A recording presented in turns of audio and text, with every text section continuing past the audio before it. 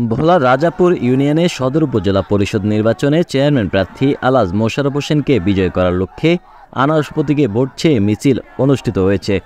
বুধবার সন্ধ্যার পর রাজাপুর ইউনিয়ন আওয়ামী লীগের সিনিয়র সহসভাপতি মিজানুর রহমান খান ও আলী আকবর খান এবং লোকমান চৌধুরীর নেতৃত্বে মিছিলটি আনন্দবাজার থেকে শুরু হয়ে কলুজার বাজার গিয়ে শেষ হয়। রাজাপুর ইউনিয়নের সর্বস্তরের জনগণ মিছিলটিতে যোগ দিয়ে আনারস মার্কা স্লোগানে ভোট চেয়ে মুখরিত করে তোলেন।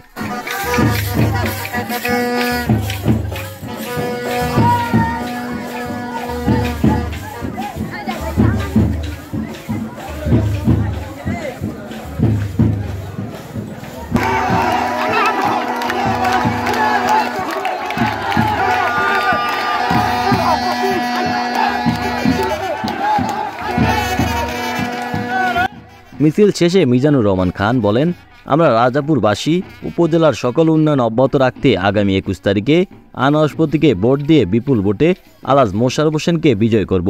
তারই ধারাবাহিকতায় আমরা প্রচারণা করে যাচ্ছি। Sohel Rana, news desk.